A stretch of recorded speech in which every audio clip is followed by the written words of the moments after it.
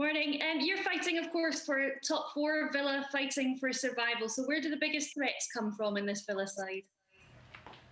I think they've shown since the lockdown that they can hold their own. They've been tight games. All of the games they've had, you can see they've clearly worked on their shape, and their counterattacks are one of the most powerful ones in the league. They spring quickly, so you got to be ready for that. And set place, good delivery, and some good first contact players, big size, and of course there's some individual players there.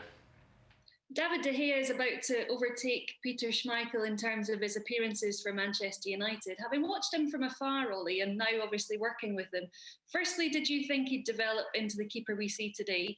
And secondly, is that loyalty becoming more rare in football in 9 years at the moment at the club? Yeah, David's, as you say, he's had some fantastic seasons here now, and next year is his 10th. And I think he's proven Eric Steele right, that we believed in him.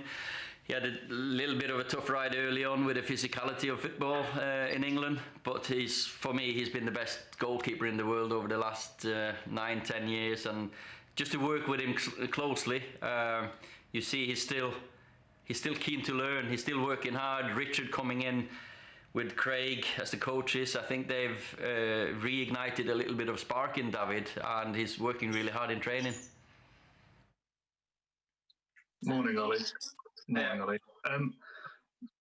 Jack Grealish was the standout player when you guys played at Old Trafford. Is he going to be the main threat again? And just how impressed have you been by him? Because he seems to have really kicked on since his last spell in the Premier League.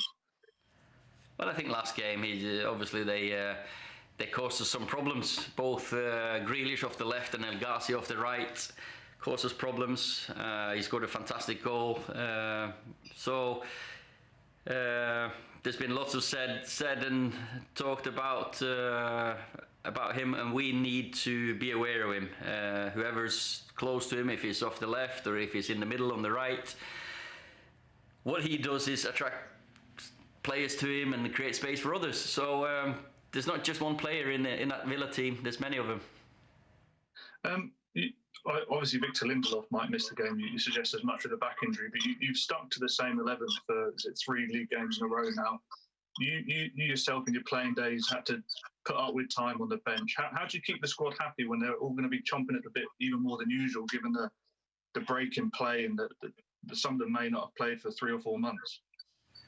Well, there's not many that hasn't played in the last 2 weeks. There's so many games now, and so they all know they're fit. They all know they're available. They all know that they're valued, and they're going to be important for us if it's coming on for half an hour, starting this time maybe 45 minutes. So not an issue. There's so many things to play for: trophies, FA Cup and Europa League, but also the top 3 or 4 positions in the league as well. So players are, the culture, the group is very tight knitted, and they know that they've got a part to play.